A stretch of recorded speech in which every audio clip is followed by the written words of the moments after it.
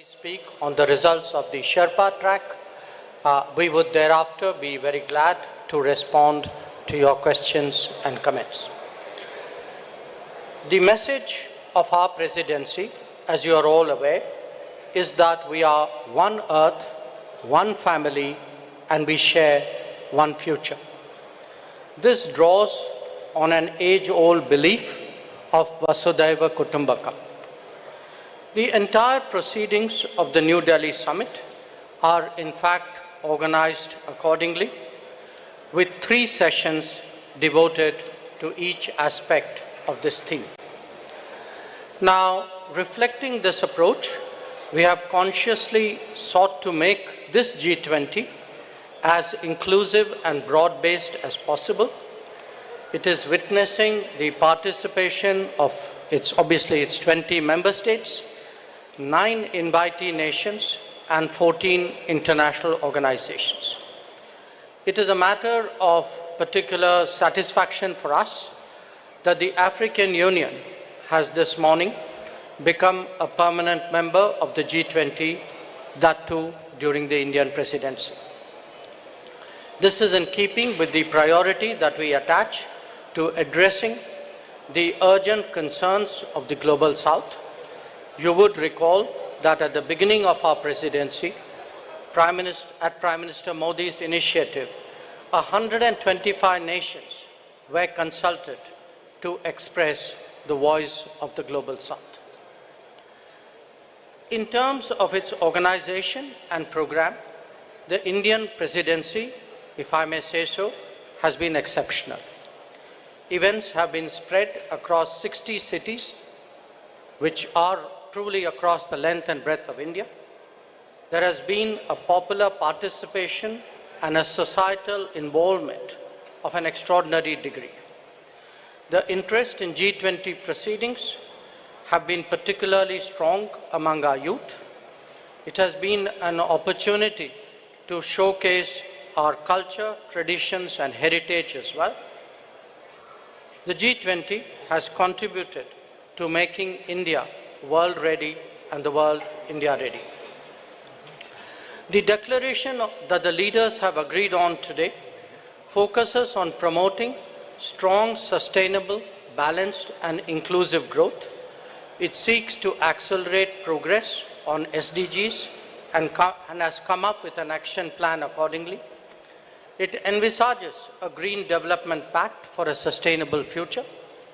It endorses high-level principles on lifestyle for sustainable development, voluntary principles on hydrogen, the Chennai Principles for a Sustainable and Resilient Blue Economy, and the Deccan Principles on food security and nutrition, among others. The transformative and inclusive role of technology has been highlighted, with a focus on digital public infrastructure. The Indian presidency's proposal of a One Future Alliance has also been noted. The G20 has reaffirmed the fundamental importance of gender equality and committed to halve the digital gender gap by 2030. Recognizing that the post-pandemic world order must necessarily be different from the world before it, the leaders have also emphasized the need to reinvigorate multilateralism and reform international financial institutions. This is particularly relevant to managing global debt vulnerabilities. So, as you can see, there have been many far-reaching and very consequential policies and decisions that have been agreed upon today. Keeping all that in mind, I would, at this stage, request Finance Minister to highlight the key issues from the finance track. Thank you, Jaishankarji.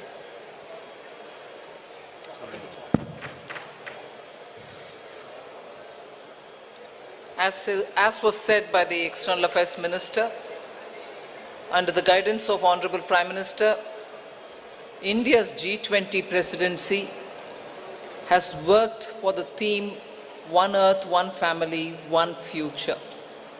So today we are in a position to adopt, through the finance track, people-centric, action-oriented and far-sighted approach, and as a result of which several outcomes of the finance track will certainly reflect these objectives with which we started the negotiations.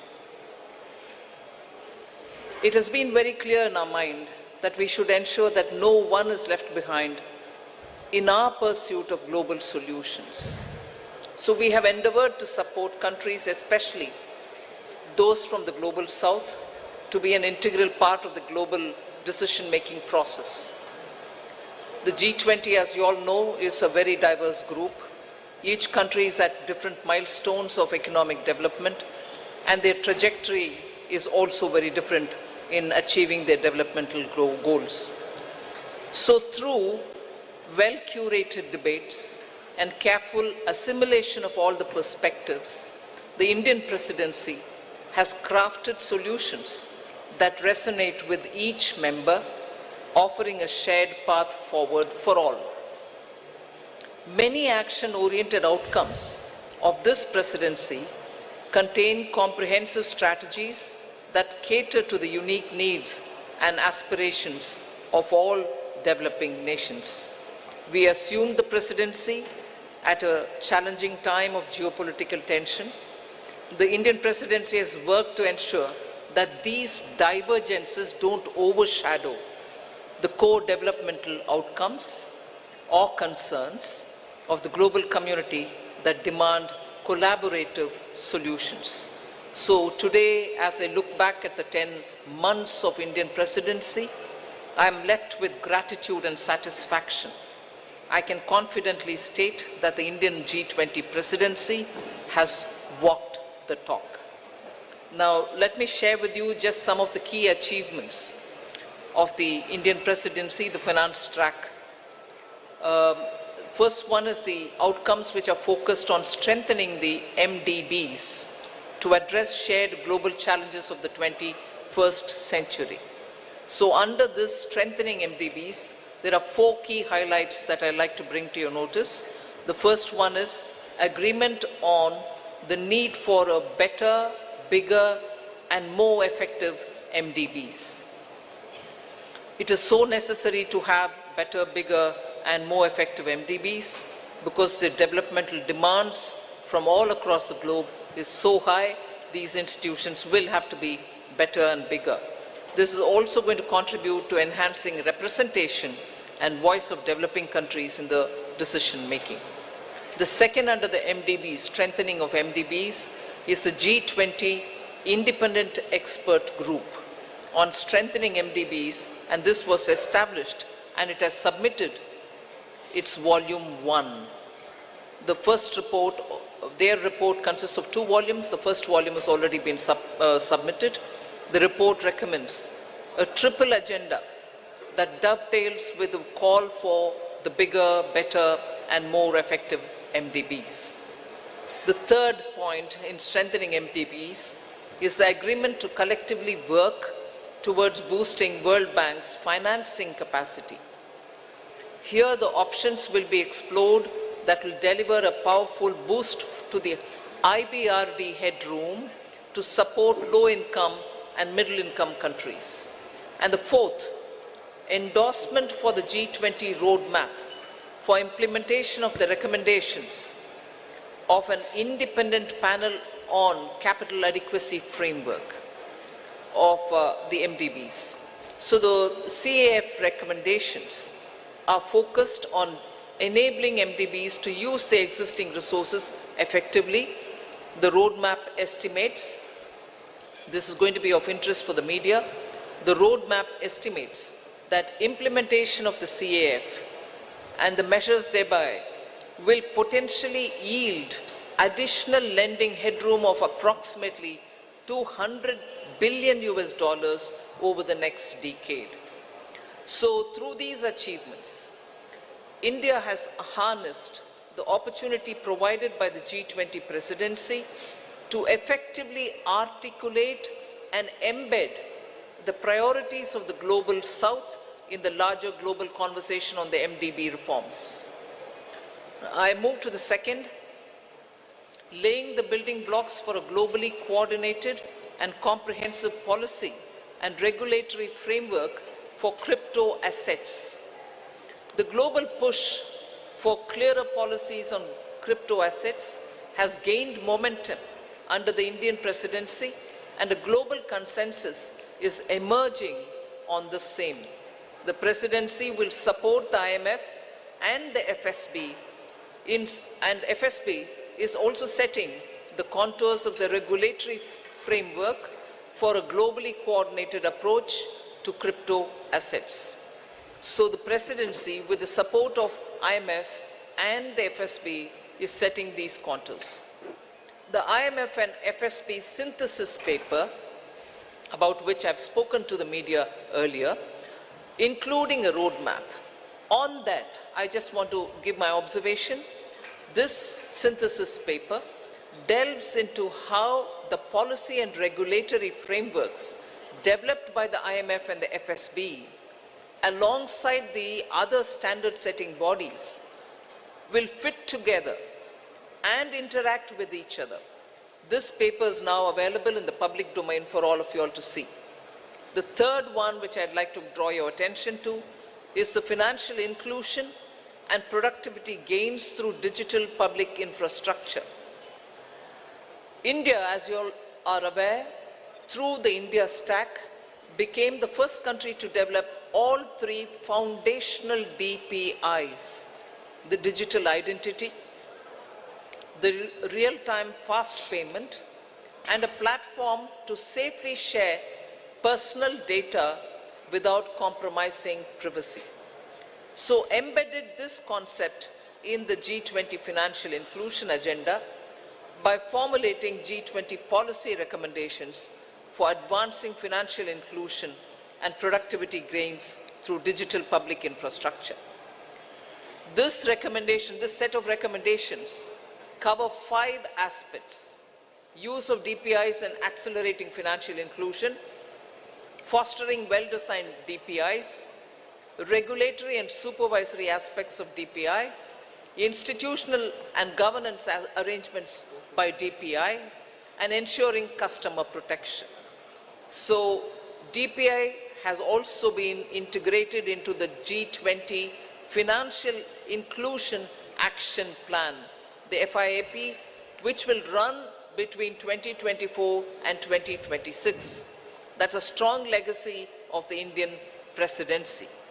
We also assume the co-chair of the Global Partnership for Financial Inclusion. The implementation of the Financial Inclusion Action Plan, as well as the policy recommendations on DPI, will remain as areas that will continue to be heard across the G20 forum. So the fourth one, which I'd like to highlight, is the debt resolution under the common framework and also beyond the common framework. Since its establishment in 2021, only Chad as a country has had its debt restructured. The others have been waiting. So since India took over the G20 presidency, good progress has been made in the ongoing country cases under the common framework of debt treatment, and the 3 countries in that are Zambia, Ghana, and Ethiopia.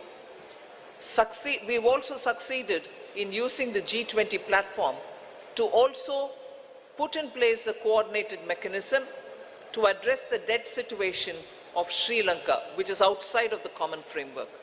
So G20 will continue discussing the policy-related issues linked to the implementation of the common framework and make periodically such appropriate recommendations.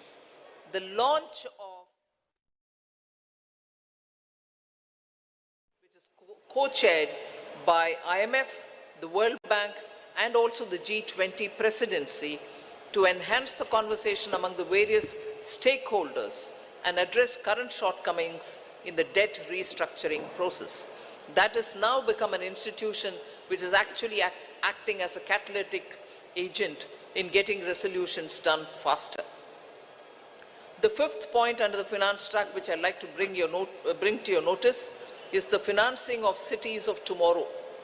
key concerns of the low-income countries and emerging markets is always been to mobilize resources for financing sustainable, resilient, and also inclusive cities of tomorrow. The G20 principles, which are issued for financing cities of tomorrow to promote effective and efficient use of financial resources to support urban development that is socially inclusive, environmentally responsible, and economically sustainable, are now all under the framework of the principles which have been used. The MDBs and the development financial institutions can use these principles in their financing plans for urban infrastructure. The sixth, which I'd like to quickly draw your attention, is the two-pillar solution on global taxation, the international taxation. We've made substantial progress in the two-pillar solution, and the work has also happened on the exchange of information on immovable property transactions between countries. There is a launch of the pilot program of the South Asia Academy in India for tax and financial crime investigation in collaboration with the OECD. The seventh, on which I'll elaborate, is mechanism to support the timely and adequate mobilization of resources for climate finance. Till date, the conversation was focused on calling on developed countries to say, where is that $100 billion US dollars, which didn't come. But Indian presidency adopted an action-oriented approach, and the G20 explored mechanisms that can support timely and adequate mobilization of resources for climate finance, facilitating access to multilateral climate funds and enhancing their leverage and ability to mobilize private capital has also been our focus. Special focus again on development, demonstration, deployment of green and low carbon technologies. Now the list of outcomes, I've pointed out 7, just 3 more which I'll not go into the detail, but you can take it as enough has been done on that. I'll also put it out for your consideration. Scaling up sustainable finance for social sectors, health and education. Technical assistance for capacity building. Then global conversation on transition policies, especially to include range of options, both on pricing and non-pricing. And the third one, enhancing finance health collaboration so as to cover many other work streams as well. So I listed out 7, elaborated on them, 3 others which have not elaborated, but on all of them, substantial progress and outcomes have been achieved. India's received tremendous support from the G20 members across the table. The outcomes of the Indian presidency are a testimony to India's commitment to multilateralism and for international cooperation. We assure the upcoming Brazilian presidency of our strong support and to continue the momentum on key issues of global importance. I now hand over back to Minister Jaishankar. Thank you, Nirmala ji. May I now request G20 Sherpa Amitabh Kant to bring out the major outcomes from the Sherpa track. Thank you, Minister.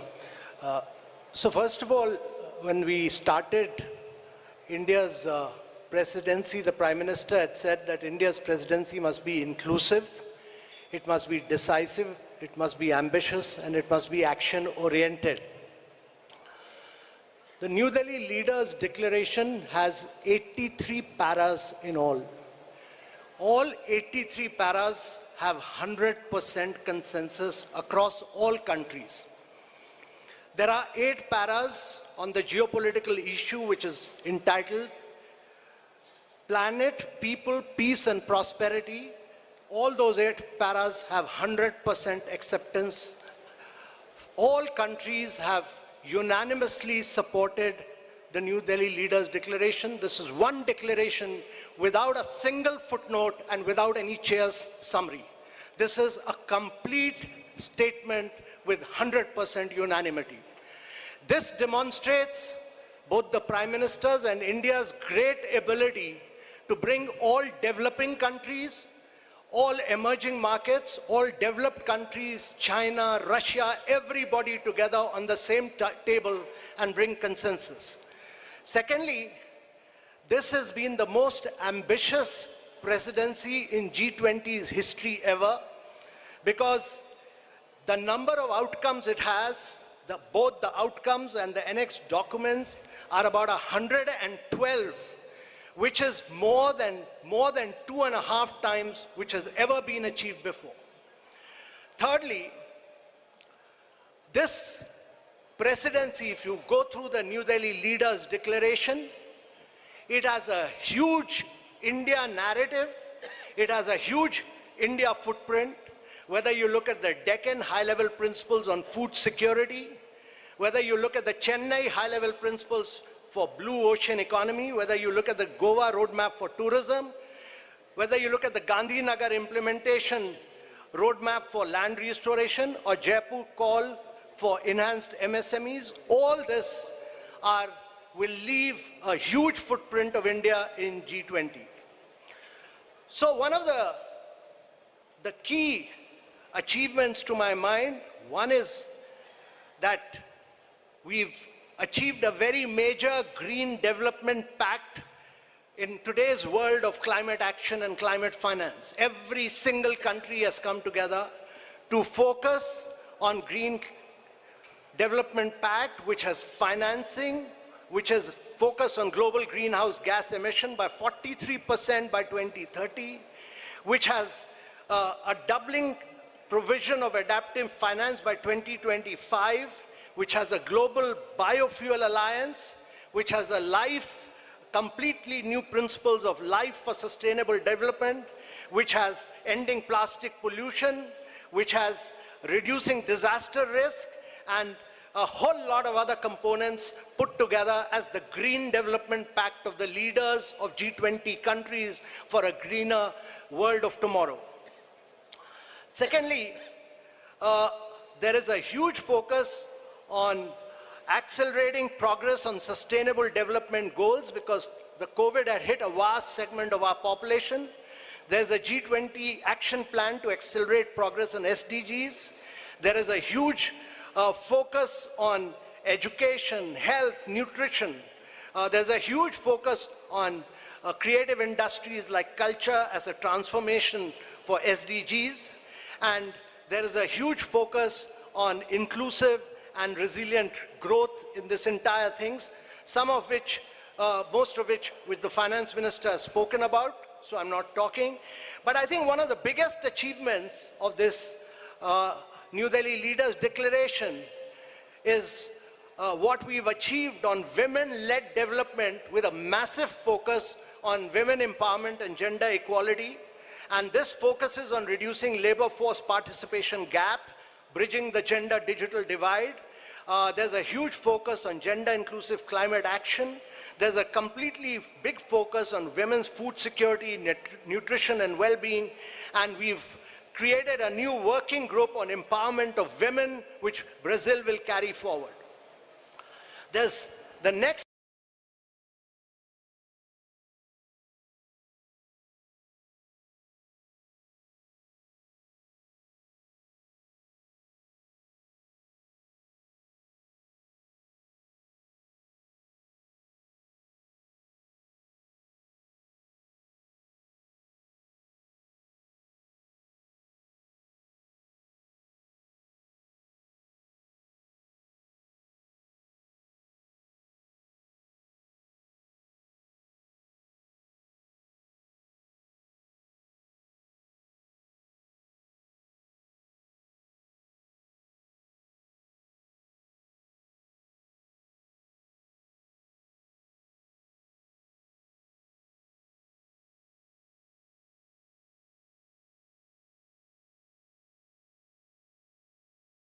bridging the gender digital divide. There's a huge focus on gender-inclusive climate action. There's a completely big focus on women's food security, nutrition, and well-being. And we've created a new working group on empowerment of women, which Brazil will